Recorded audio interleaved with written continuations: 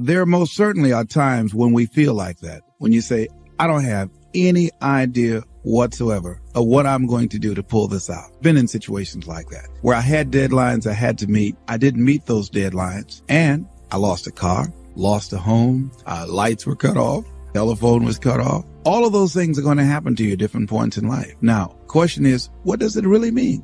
It really doesn't mean anything. It's not important at all. It's just a temporary inconvenience because all of those things can be corrected. And it's a part of the process that we all go through. Now, the challenge is, in the midst of all of these things, 1, to stay focused on your goal, and 2, to keep your expectations of making it happen and keeping your energy positive and relentlessly looking for ways in order to pull it out. And I guarantee you that there will be some intervention. What causes it? I don't know. That will seem like it's supernatural. I'll give you an example. I remember once when I lost my job, when I was fired out of broadcasting, September 18th, I'll never forget, 1978. I was behind in my house notes, and my house was up for foreclosure. I did everything I could.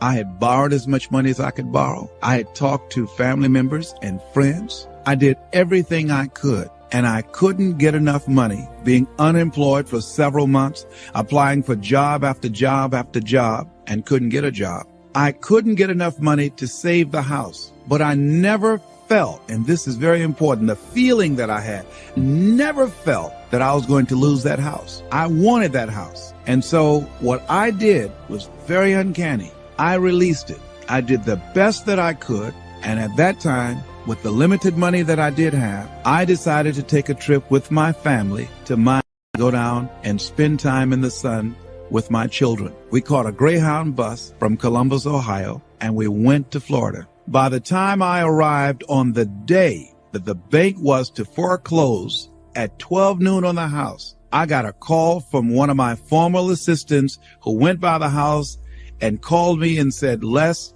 it's an emergency. Call Columbus right away. I did, and Carolyn Sloan said, Les, you won't believe this. You have a check from the Internal Revenue Service on your income tax. And it was enough to pay the house notes, and I had money over. I never received a refund prior to that time or since that time, and I did not lose the house. So there are things that we don't know or understand, but we do know that if we do certain things, that things begin to happen that's in our favor, that shows that the universe is on our side. Everything that we're seeking, I believe that if we begin to align our thoughts with action, be relentless. Don't try 2 or 3 things or 15 or 20 things, but 100 things, 500 things if necessary, 10,000 things as Edison did if necessary until we find a way out. Many of us, we eliminate many possibilities for ourselves because we really don't do all we can do. I think A.L. Williams was right when he said, all we can do is all we can do, and all we can do is enough. And I think, honestly speaking, even judging from myself, I think that my commitment is stronger than most people. But if I had to literally measure my commitment in terms of what I put forth in my dream, I would say that I might have given about 18 to 20% of what I'm really capable of. As high in consciousness as I believe that I am, comparatively speaking, where I used to be, I'm still nowhere near reaching 50% of the commitment that I can make to accelerate the growth and the development of my dream and the manifestation of the things that I know within myself that I'm capable of producing. So our biggest challenge is beginning to look at within ourselves to remove those energy blocks, because if we are not producing the income that we want, let us not look outside of ourselves, but look within ourselves to find out, how am I blocking me? Am I really giving it all that I have? Am I really being as creative as I can be? Am I really unstoppable? Am I as relentless as I can be?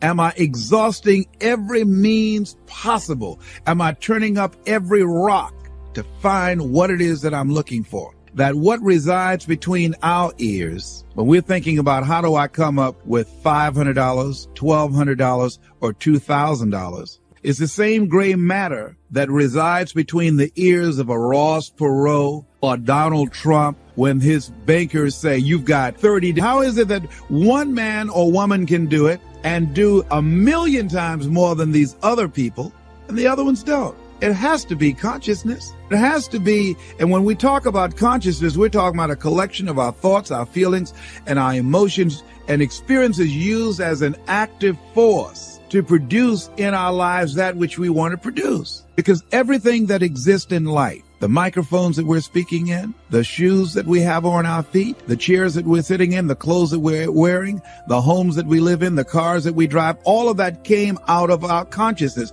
That all came out of the invisible into the visible. And man was the vehicle, the outlet to produce that. Wherever we are stopped in our dream, we stopped at a place called willingness. Anybody that's fallen short of their goals, they ran into something that they were not willing to handle. Because in order to reach your dream, in order to make things happen, there must be a willingness to do what is required. If the need is to raise $2,000, and let's say you have a set of tapes for $40, are you willing to make 200 calls a day? Are you willing to stand on a corner and talk to people and say, listen, I've got a set of tapes here that can change your life? Are you willing to make the commitment that you will not go to sleep until you sell at least 10 tapes a day? Are you willing to say, if it takes me 12 hours walking and talking to people all day long until I find 10 people that will say yes, if I have to talk to 200 people or 300 people, that in order to provide food for my family, to provide shelter, to not to have creditors hounding me, am I willing to talk to 300 people a day? Am I willing to stand in an airport and sell tapes? Am I willing to go out and make calls again and again and again? Am I willing to knock on doors? Am I willing to do that? See, if we have some skill, some ability, some knowledge, or some product, then the only thing that's between us and what we want to generate is our willingness to expend the energy to produce the results that we want. Am I willing to wash cars? Am I willing to scrub floors? Am I willing to wash dishes? Am I willing to go out and speak or do seminars or workshops? What am I willing to do with my energy, my time, and my knowledge to produce the results? That's the bottom line. What are you willing to do? And what most people don't realize is they don't give up on their goals because it becomes insurmountable or it's impossible. Is that they just looked at what they wanted and they just decided within themselves, consciously or unconsciously, I'm not willing to produce this result. Are you willing to say that I need $2,000 between now and next week, and come hell or high water, I will produce that? That's the bottom line. Because the only thing that counts in life are results, not reasons of why you didn't do it, but results. That's the only thing that counts. And we are capable of producing results. That's it. That's the bottom line. Are you willing to honor your commitment to do that? What are you willing to do? How many floors are you willing to mop? How many shoes are you willing to shine? How many phone calls are you willing to make? How many sales are you willing to make? How many jobs are you willing to hold? How much service are you willing to provide? That most people don't keep their commitments. They are not willing to be a no matter what person. That I'm going to make this happen no matter what.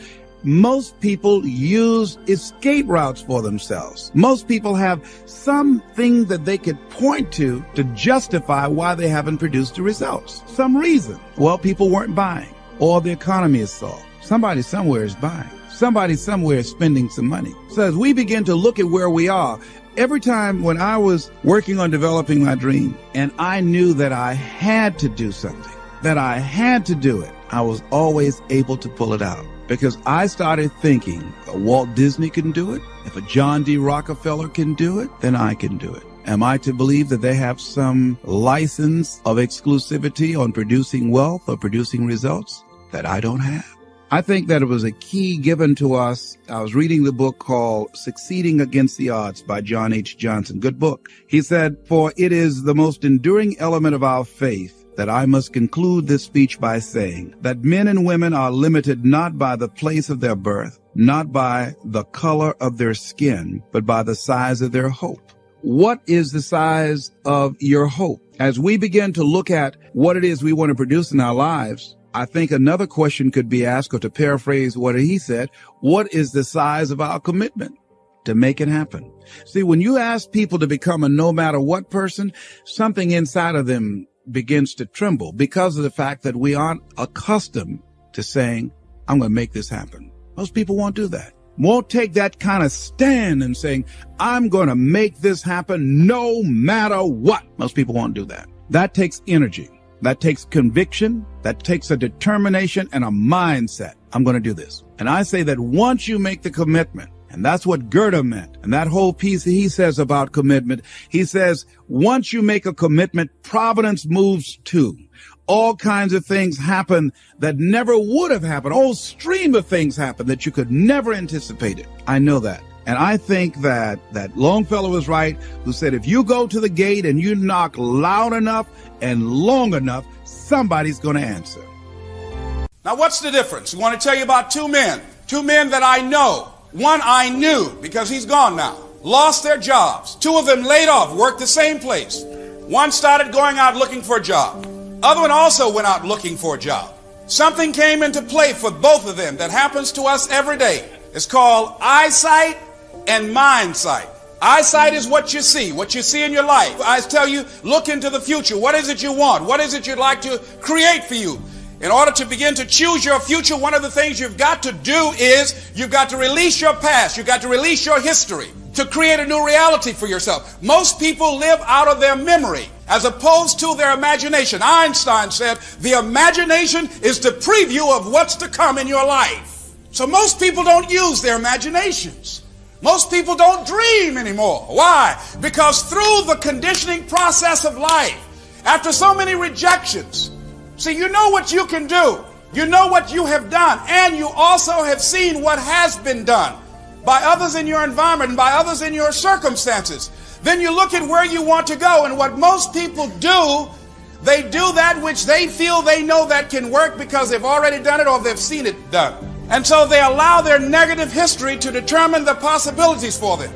And so when they run into a roadblock, even if they have something beyond their comfort zone, when they run into a roadblock, something happens to them. Guy just finished writing about this in the book. He did extensive study, and he talked about your self-explanatory style. This is what happened to these two men. Both of them worked for the same company. They were laid off. They went out looking for jobs. They faced rejection after rejection after rejection. No, we don't have any work. No, we don't have any work. No, we don't have any work. One stopped going after around 25 turndowns. And he felt personally rejected. He internalized it. He stayed home. He became angry. He became bitter. He became cynical. He started looking at television every day. Then started having a beer and then another beer. And this guy just gave up. And his wife said, why don't you go and just try again? And he, okay, look here, there are no jobs out there. And then he became argumentative and toxic.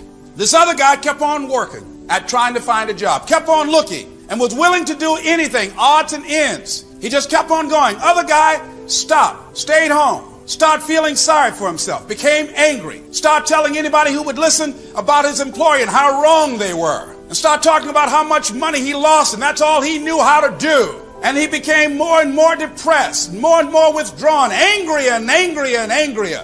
Then he started talking to other negative people just like himself, drowning himself in self-pity and sorrow and other toxic, do-nothing, hopeless people like himself. And pretty soon, one day he got up after several months, about 2 or 3 months, and drove his wife to work. Said, look, I'd like to use the car today. She said, why? She was kind of happy, thought he was going to start going out looking for a job again. He said, yes, I am.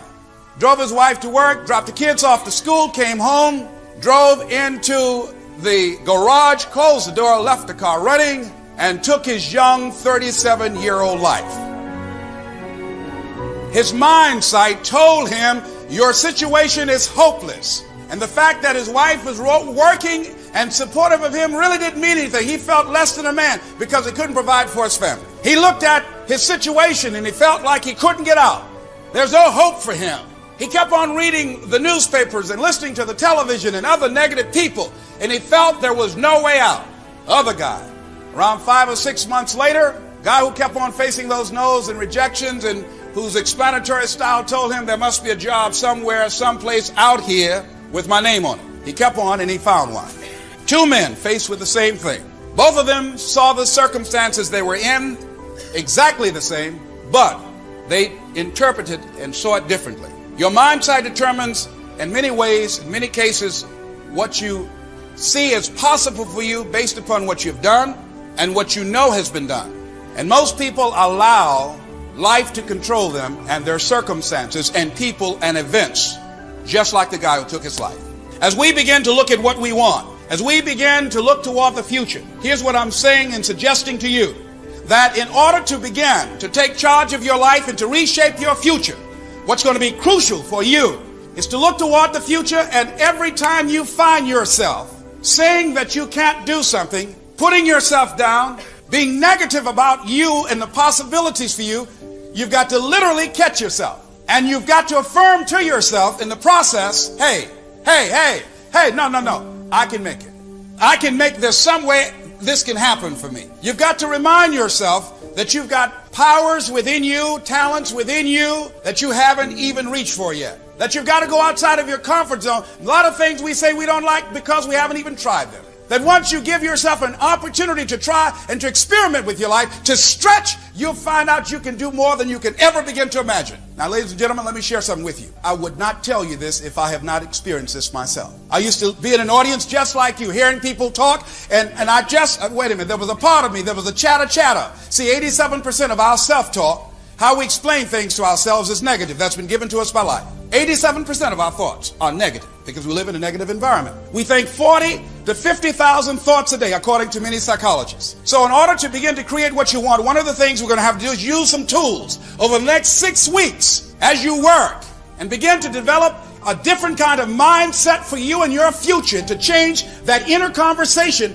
and your thinking orientation. I guarantee you that you will change the results that you produce this year and all the years to come in your life. Now, I'm telling you this based upon my own experience. How many of you were in the audience when I used to come here 5 years ago and I used to have my tapes like this in a rubber band? How many of you remember? Raise your hand. You used to see. And Jack came up stage one time after seeing me pursuing my dream. See, whatever dream you got, that dream, that idea, that has been given to you. Nobody's going to do that for you. Nobody's going to make Les Brown tapes, but Les Brown. That's yours. Nobody's going to open up your store, write your book. Nobody's going to open up your shopping center, your school, your daycare. Nobody's going to create your home-operated business. Nobody's going to heal your relationship. Nobody's going to come up with that economic renaissance idea or the idea to begin to retrain our kids and create a new kind of concept and approach to education. Everybody showed up with something that's been given to you. You came here with something, and I think our goal and our challenge is to keep on till we find it. Find out what it is that you're supposed to do.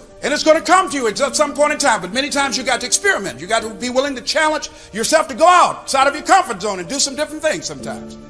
That's where I was in terms of my job, in terms of my employment. I didn't like where I was. And so if you don't like it, you got to be willing to do something about it rather than just saying, I don't like it. Well, what are you going to do about it? Just keep on whining. Life is not for whining and weeping. Life is for doing something. Your future is in your hands. You know what that means? You got to work on your mind. Fortify yourself. You know what that means? You got to upgrade, level up your skill set. You know what that means? That means you want to be in a community of collaborative, achievement-driven, supportive relationships that's going in your direction. And anybody that don't have the mindset that you have, let them go. Well, Les, can I change them? No. It's a full-time job changing yourself. I was trying to help my twin brother lose weight. I gained 25 pounds. trying to help my brother lose weight. Because when you speak and talk to people, you dilute your energy. A person who's not willing to help themselves, you can't help them. Frederick Douglass said it best. He said, why help a man stand on his feet if he doesn't have enough gumption to lock his knees? When you let him go, his head will hit the pavement. Whoa, come on. Think about that. If you're ready for a change, if you got a book in you and say, I'm in, my compilation book is going to be called The Hungry Ones. I want your story, The Hungry Ones. And then I'm going to do a speaking summit with the hungry ones. I'm going to teach you how to tell your signature story, the hungry ones. I'm going to teach you how to make money with your story, the hungry ones. I'm going to teach you how to become a national and global voice. Yeah, how I did it. And it's easier now. It's like taking cake from a baby. It's easier because of this computer. 2007, the Time magazine said the computer was the person of the year. Why? Because you can create a global business with your phone or your computer. You can learn anything on here. And now the majority of money that's being generated in the economy is done at a computer, going from brick and mortar to click and order. Listen what, and remember what Maya Angelou said. She said, there's nothing as painful as an untold story buried in your soul. When you hear me speak, you know I'm talking to you. You know I'm coming for you. There's something in you that wants to be birthed. The water has broken. There's something in you that's ready to come out. You know it.